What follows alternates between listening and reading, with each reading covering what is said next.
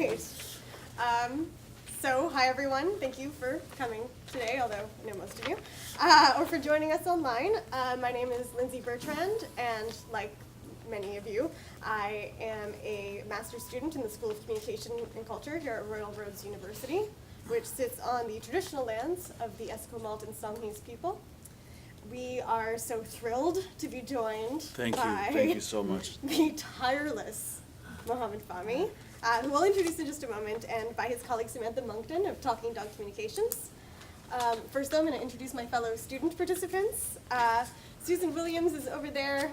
She's not feeling well, but she is a senior public affairs officer with the BC government.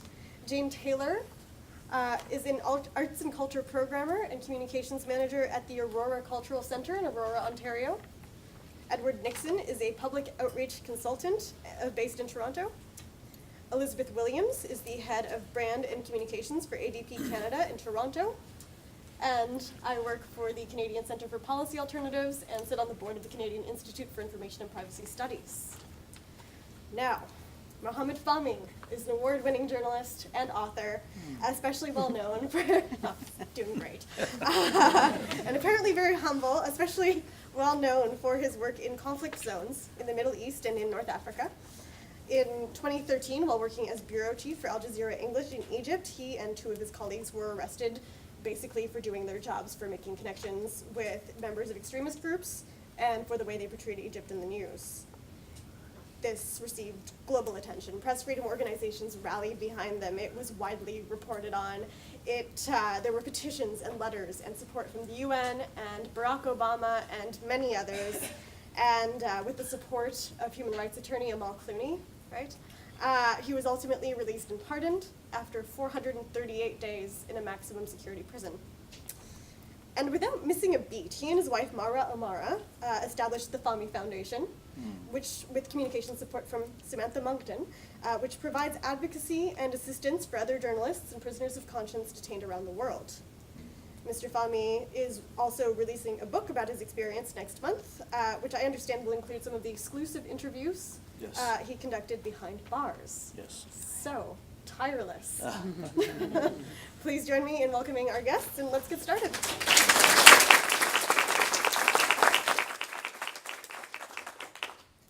Okay, so I'll kick things off with a sort of general question, and then Edward and Jane will join in, and I have no doubt that the people in this room will pile on, and we'll have to separate everybody by the end.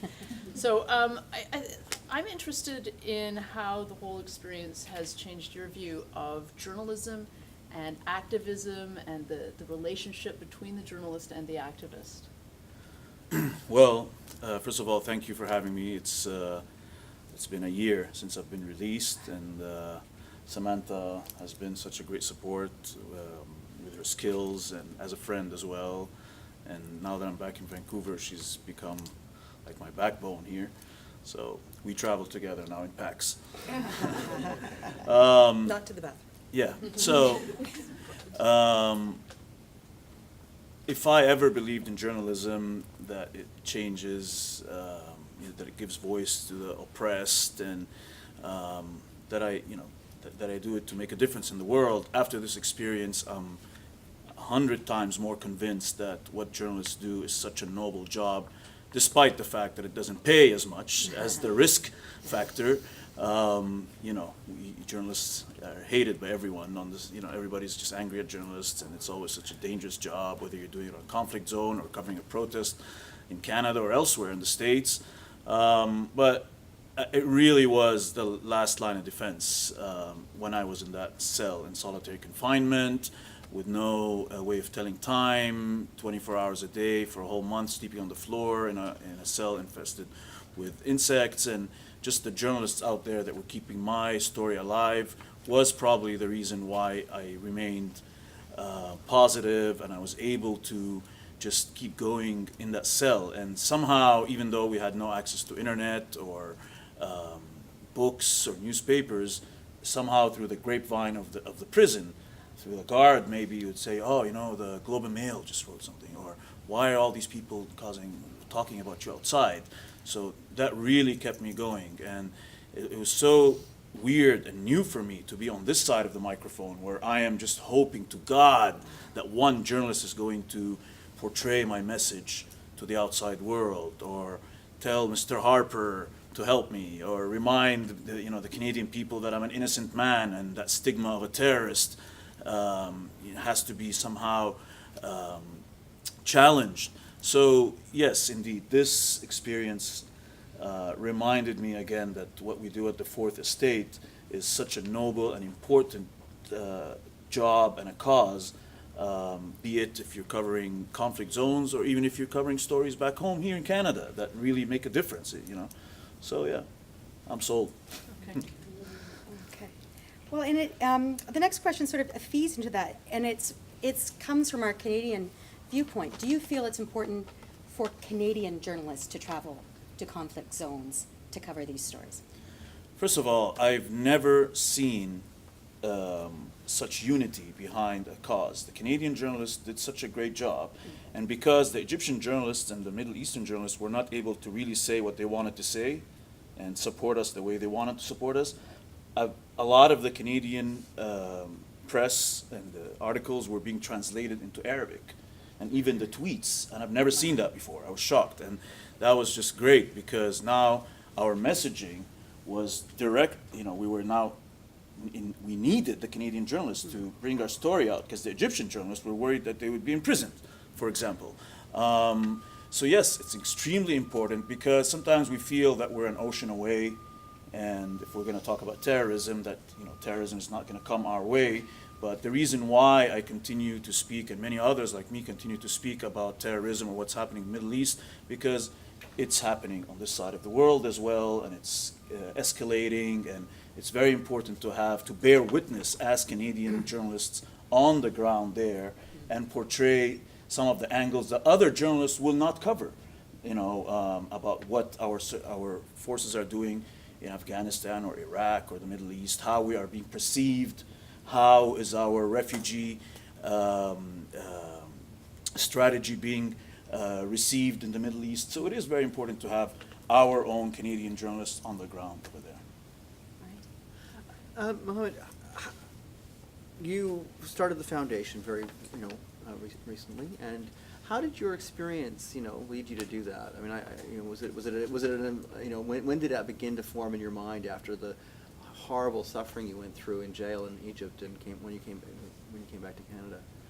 So during my imprisonment, I realized there's a handful of journalists in the prison who are not getting a fifth of the attention I'm getting. Mm-hmm. And I mean, with our Free AJ Staff hashtag on Twitter, in 1 month, it got about 141 million participants, and we had so much support, but there's so many others inside that needed that kind of support. So when I was released on bail, I started the foundation, and Samantha created the website, and we were bouncing ideas back and forth. And throughout this whole ordeal, I mean, you go through life reading about imprisonments and issues, but when it hits home and you are suddenly part of the story overnight, your mom doesn't know what to tell the media.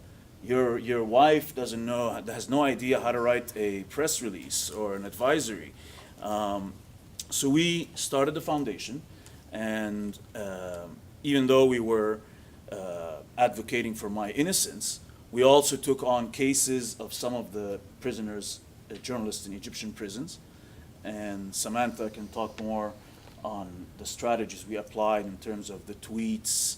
And many of these families would come to me and my wife and ask us for advice, and we would share some of the advice and some of the experience we learned and how to humanize this person, because understandably the whole world is very busy. I mean, many people will read the title in Canada or elsewhere, but they won't really delve into the article. And there was a huge stigma that I am a terrorist, and to humanize me. I asked my mom to go on the screen, I asked my wife to go on the screen, and it was very superficial in Egypt because they branded me as a Muslim Brotherhood terrorist. And I was like, okay guys, my wife is the only woman that's not veiled. It sounds superficial, but that's how weird it was. So I would ask her to go and sit in the front row in the courtroom and speak to the journalists, and and Samantha can expand more on what we did with the foundation. Sorry, and can you direct that question again for me? Well, so, maybe we can maybe just leaping Yeah. forward a bit then. Can you tell us how you developed and thought and conceived of some of the messaging to address the very issues that Mohamed's just laid out, like the lack of concern or lack of engagement or connection, especially with journalists who are from countries that we may not know, or and don't have the kind of profile or the kind of media organization profile that you might if you were in the West, for example. How you work to counter that lack of engagement, or like to get people to read the article and delve into the issues. And A lot of it, we wanted to promote people based on, like, you're doing your job and you're in jail. And that was like kind of the key. If you're a poet, a cartoonist, a journalist, a photojournalist, a blogger, you're still doing your job, you're still in jail. So it's like just speaking it from that point of view to try and like humanize them as well. But in some of the tweets and social media stuff we did, it was like, so if you went to do some dentistry that day and you got thrown in jail for it, if you were a plumber and you got thrown in jail, so we try to make Right. it seem like journalism wasn't anything special, even though it is, but it's like we didn't want to make it anything different than anybody just doing a job. So protecting the person on the job. And for me, from a union background, it's very important to make sure that workers are protected. And clearly, Al Jazeera did not do that to Mohammed, so it became more of a matter of like workers' rights, really. And that kind of helped to get people to be supportive of it. It's like a poet going to jail, that's ridiculous. Well, it is ridiculous. Or a cartoonist in jail for insulting insulting The emir, the Yeah. governments in the Middle East are very fragile. A cartoonist can really hurt the ego of a leader, and Yeah. and we had fun with it too, because you want to simplify the story, like Samantha was saying. So for doing his job, I learned a lot of things about Twitter that I never knew in terms of advocacy. For example, the Twitter store. Remember that? Yep. So Samantha would call me up. She's like, "Okay, listen, we have free press campaigners in Japan and in Argentina, and they're all starting to tweet at specific times so that your name or your cause would trend on Twitter." And I was like, "Oh, okay. I didn't know that." But now we start getting on that vibe, and as you know, some journalists sometimes get a little bored really quickly. So you always need to keep feeding the media machine. So we can. God, did we feed them every So we 10 try to minutes. keep their imagination going and get the journalists to stay engaged with new ideas so they would cover the story. And it was indeed very challenging and very new to both of us. I mean, Samantha's used to dealing with helping members of parliament get elected, right? Yeah. Not the ones currently, but yes.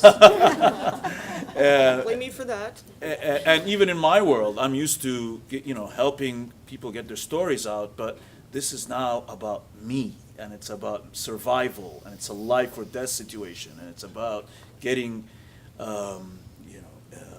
freed. So it was very emotionally. I mean, we look cool now, but we weren't that relaxed before.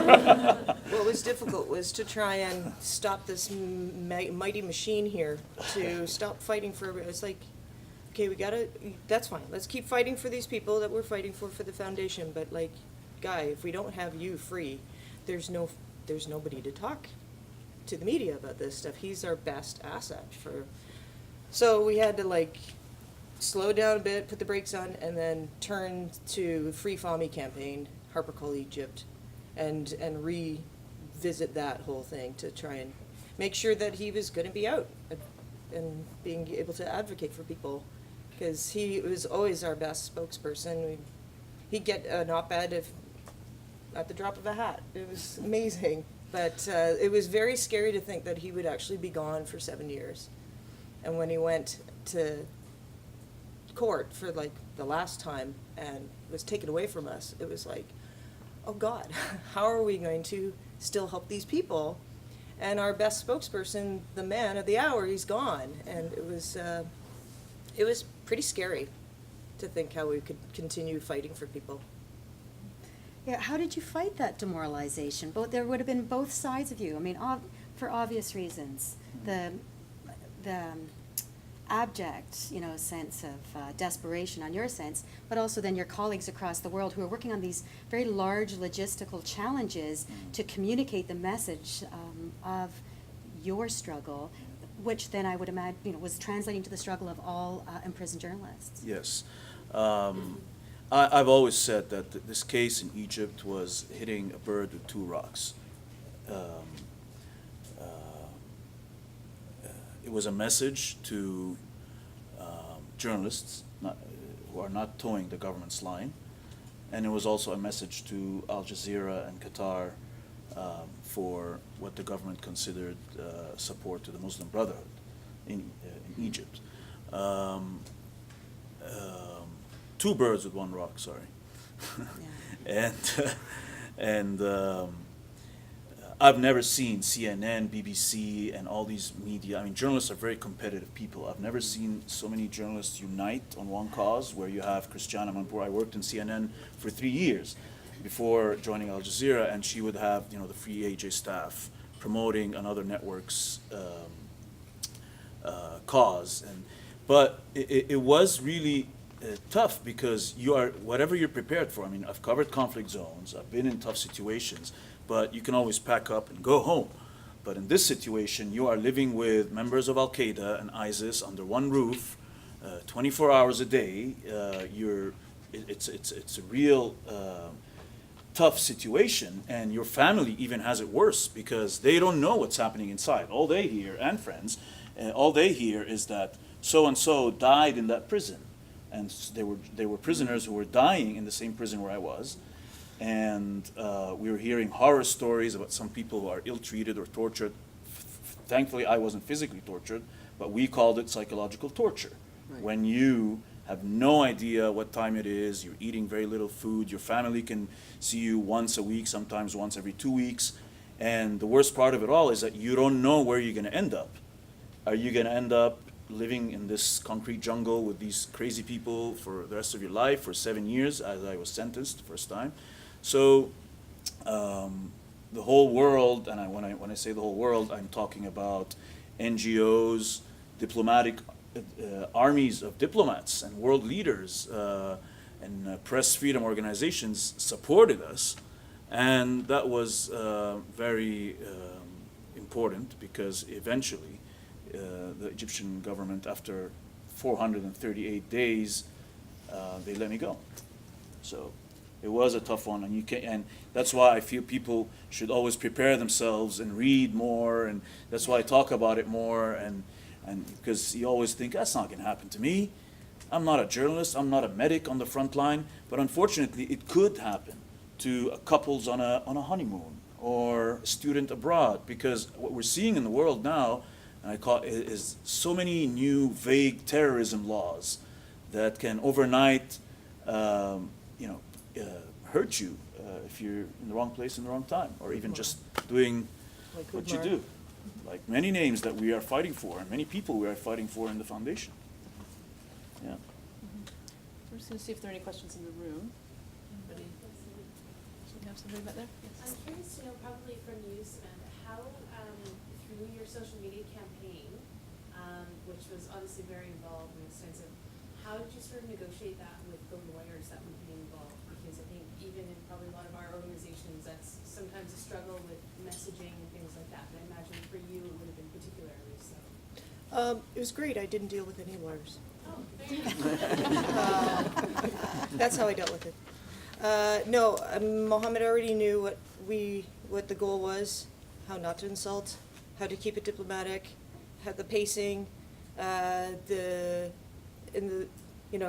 how many times we would do it a day, all that kind of structure. We talked about that, and we just put one out every 10 minutes for days, counting it down, making it more urgent, but not cheeky. We weren't being cheeky at all. We were being very cool about it. And we just wanted to show that there was a sense of urgency on Harper's part to act, not, And we were in the middle of a general election last year, so the whole climate was just like pretty weird to try and, to focus on who we're gonna Yeah. get the message to. Yeah. I'd like to add a little bit to that. The social media was a huge factor in our campaign. I mean, by the time we were out, there was 5 billion impressions. But to go back to the specific messaging and the communication, there are some people in the Middle East who are in prison today as I speak for their tweets. Yeah. And for their retweets, by the way. And so for each and every tweet that we got out, when I was out and able to communicate with Samantha, we would discuss it. Because, for example, you have the Egyptian government would be very hypersensitive about what they call external meddling into internal affairs. Or there's a law, for example, in Egypt that if you insult the judiciary, you get 3 years in prison. So the messaging is very, very important. And the Muslim Brotherhood, and I'm accused of being one, had been branded as terrorists overnight. I mean, the last story I reported on air was the designation of the Brotherhood as terrorists, and then I was arrested and branded as one. And there was a huge witch hunt there, similar to the McCarthyism in the 60s. Anyone that participated in the protests or was a member, despite the fact that they were running the country for a whole year. So our messaging would be to distance ourselves from these guys,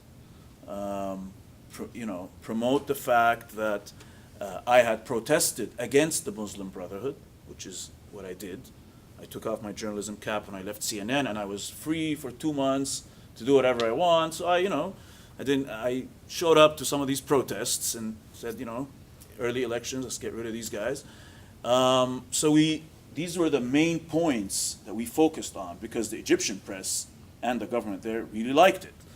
So we were okay with that. But our messaging back in Canada, during the elections, for example, was about Harper Call Egypt. We needed the prime minister from the most senior official to contact the Egyptian president directly.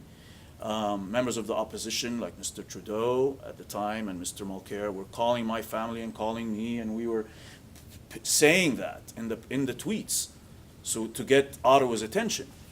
And at the end of the day, it was a very, very complicated issue. The lawyers, of course, lawyers, they're very controlling. But at the end of the day, I decided that I will lead the lawyers to where I want this to go. Because you have Amal Clooney, which is one of the world's best human rights lawyers, and you have lawyers from Canada, and you have lawyers from Egypt. And they all have egos. So it was important for me to try with Samantha and my wife to sort of get them all on the same page and try to tell them this is how I want things done, so that we don't aggravate the Egyptian government or lose support from Ottawa or piss off the Muslim Brotherhood. So it was a very thin line. So the communication and the messaging was extremely important at this stage. Question here. Egypt has, Sorry. Egypt has, it's essentially reverted back to a Mubarak-style government. Do you think that there's any hope for Egypt to achieve what the Arab Spring was intended to achieve? People always ask me, was the Arab Spring worth it? I mean, at times, a lot of the youth that started the protests are in prison now in Egypt. And the protests were hijacked by the Muslim Brotherhood, who were much more organized and rooted, and they knew what they were doing. But I still say, with all the human rights violations, that the Arab Spring was good for at least it opened the people's minds more, and it gave them the opportunity to realize that change is possible when you got rid of a 30-year-old dictator who was in power for 30 years. So I don't think it's totally a mirage, the Arab Spring. And the subject now, or what's happening now in Egypt as we speak today, is that the country is in dire situation. The pound has depreciated incredibly, and the jobs are not there. Human rights violations are unprecedented. And so it's pretty grave. I say I'm a hopeful person in general, and I keep saying, that, I was in Libya and Iraq, and I always say, well, at least Egypt is still standing. I mean, Egypt is 90 million people, and Syria is 20 million people. At least there is still a functioning country, but it definitely needs a lot of work for it to even become close to the aspirations we had when we were on the streets during the uprising in 2011. I think we had a question down here. Yeah, I was just thinking what you were saying about people you're representing and some of them where, they're being imprisoned for tweets or even retweets. So, because when I think about social media here and we talk about it here, we talk about it as a vehicle of communications, but really it's almost an act of defiance as opposed to just communications. Is that fair to say? Oh, it's fair to say, for sure. I mean, during the uprisings in 2011, I wasn't really into Twitter and social media, but you'd wake up in the morning as a journalist, you first thing you do is you look at AP and Reuters and other wire outlets to see how your day is going to go. But then suddenly everybody was on there, the extremists, the government, the protesters, the youth. So I had to follow all these people to figure out where the protests are going to begin today. What the government is saying. The government stopped issuing statements and they started issuing their statements on Twitter and Facebook. And that's why some of these uprisings, journalists call them the Facebook or the Twitter uprising or the Twitter revolution in Egypt.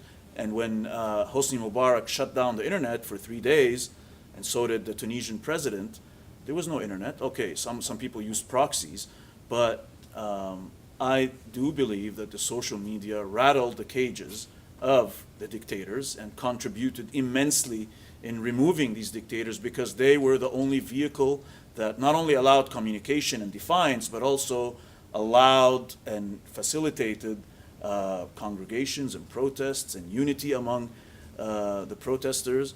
And now what we're seeing happening today, and even in the last week, are new laws that are incriminating people for using social media. And it kind of worries me because it resonates a little bit with Bill C-51, I'm getting all these, tantrums about, what's happening all over the world, not just in the Middle East where you have a lot of, oppressive governments. There's some issues in Canada here, although we don't have a press freedom issue, so, yeah. Any other questions? You mentioned that your wife, you asked her to sit in the front. She wasn't wearing a headscarf. And I want to just talk a little bit about the symbolism or what you had crafted. You said you needed to tell your narrative so that they would understand who you were as a person. Mm. Can you describe, perhaps Samantha, this is a question for you, but the question about how you created your story to ensure that everyone was maybe telling the same story about you, using the same key messages, or did you not use that approach? I'm curious. We can both answer. We definitely, yeah. You mean the Free Fahmy one or yeah, well, he's Canadian, and that was the most important thing. He's Canadian, and he's a Canadian boy who needs to be released back to Canada, and that's kind of where we were heading with it. What do you think? Now, what Samantha said is important, that we were making sure people understand that I am just as Canadian as I am Egyptian. Very proud of both identities, and I've privileged to have been able to maneuver in the Middle East with the values and the culture and the understanding and the language. It helped my reporting, it helped me survive many hairy situations. But to go back to what you were saying, the environment, I mean, I wouldn't think like that if I'm in Canada. Yeah. That, oh, my wife has got to sit in the front because she's not. Sounds really weird. But in Egypt, unfortunately, it has reached the point, and not only in Egypt, because in Saudi Arabia, United Arab Emirates, and other countries, the Muslim Brotherhood overnight were branded as terrorists. So I found myself doing stuff I would never do. Like tell people, hey, my mom is, she's not veiled, or give me a pack of cigarettes because, Islamists most of them don't smoke cigarettes. So I'll light up a cigarette in the prison. And the investigative officer would come and was like, what are you doing in this wing? I'm like, why? He's like, are these your cigarettes? I'm like, yeah. He's like, oh, okay. But you shouldn't be in this wing. I'm like, yeah, exactly. So this is how, shocking the whole situation was. So yes, we had to revert to such techniques, and we had to walk that thin line, because many Egyptians were saying, oh, you're an Egyptian of convenience. Yeah. The Canadians here were saying, oh, you're a Canadian of convenience. I'm Yeah. like, guys, do I have to tell you and justify that I pay my taxes and that I have an apartment and that it's something that I've never experienced before. Yeah, you're not allowed to love two countries. In my career.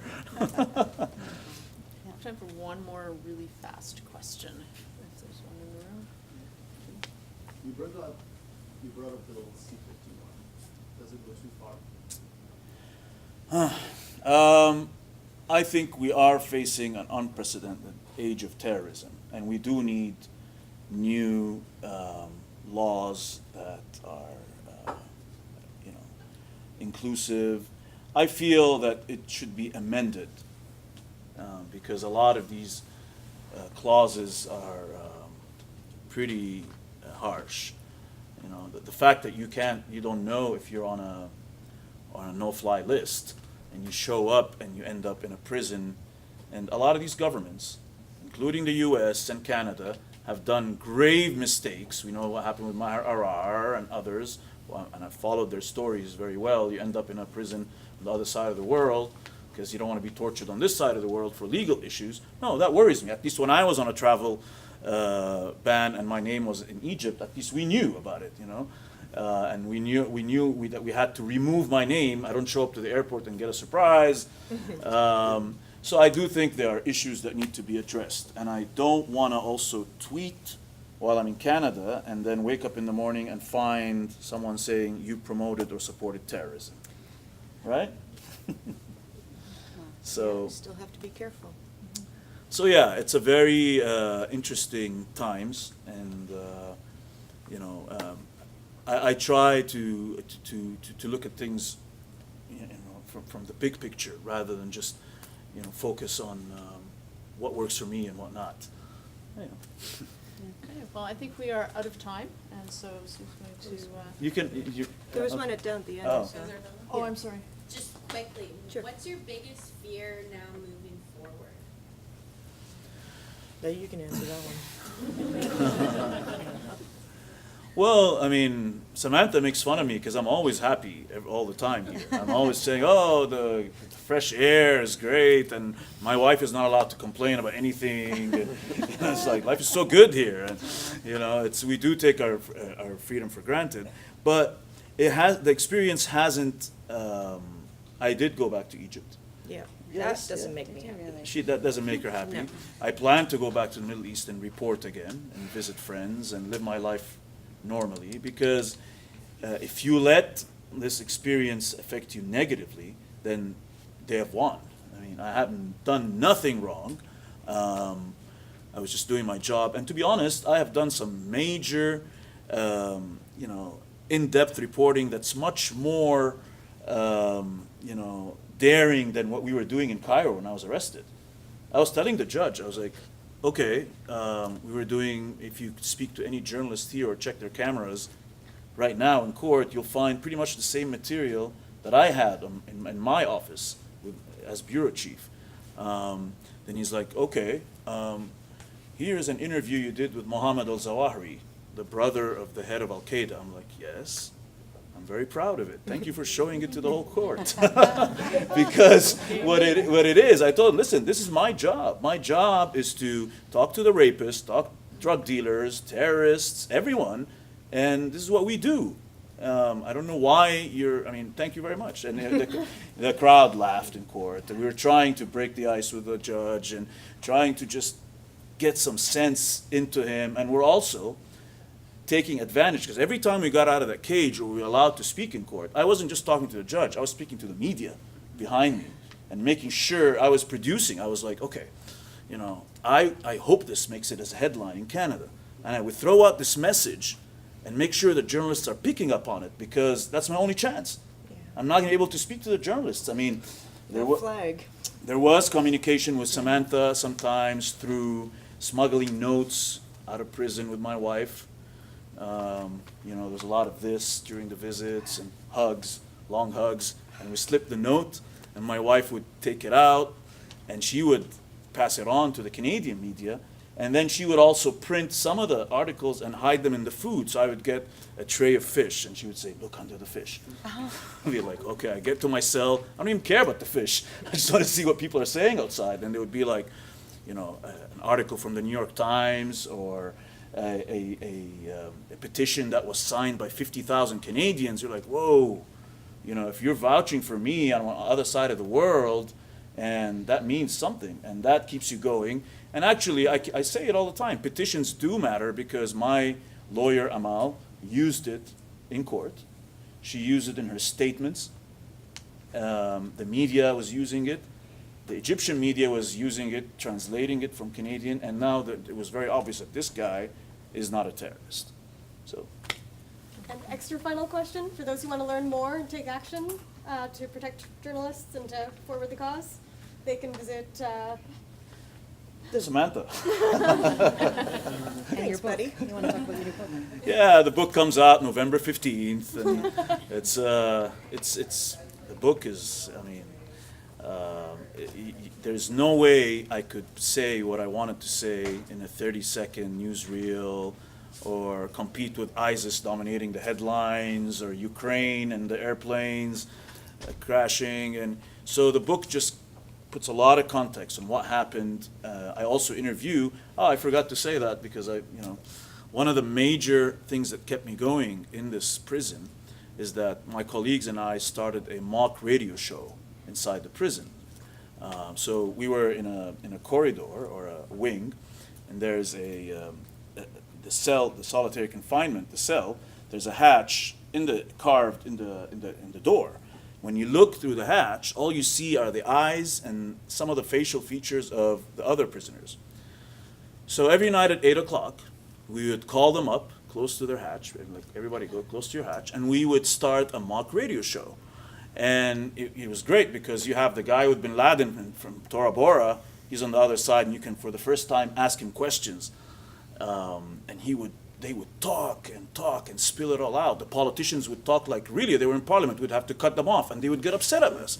I was like, hey guys, this is just a show here, we're in prison, there's no broadcast, you don't have to hog the microphone, you know. There is no microphone. There is no microphone. Put the banana down. Yeah, so the talk show was incredibly important. It was like oxygen, and it got so intense because I was doing what we journalists do. I was playing the devil's advocate, so I would get them, really fired up. And you have the extremists who are into chopping heads. We talk about it very casually.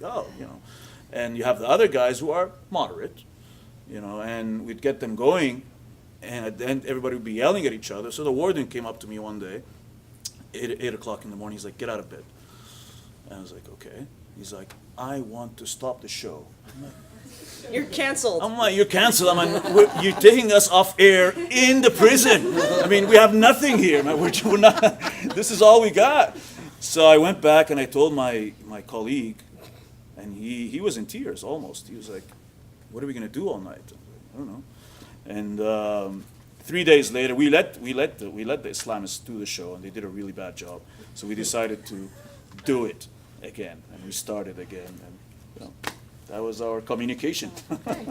And with that, I think we'll close. So Sue, you have final remarks? Yeah, we just wanted to say thank you for, not only, sorry, I'm a little Oh. slow, for bringing your amazing perspective Thank you and so your amazing much. perspective on communications. That Thank is, you. Well, that there's is great. Thank you one so thing I much. definitely want to say. If you guys want to go to the Fahmy Foundation website, the best thing you can do right now, until we sort of figure out how we can engage people on a continuous basis, go check out all the campaigns, retweet them, just tweet about them, get the dialogue going about all these folks, because right now there's a lot of dark cells that need some light shining in on them, and we've had many cases come off the website, which has been excellent. poets and cartoonists and journalists freed, but they get replaced with new ones, which is kind of, it's sad, but it's the reality. So please, go to the website, and if you can, advocate for those people that we've got campaigns ready to go. So. Thank you. Thank you. Thank you.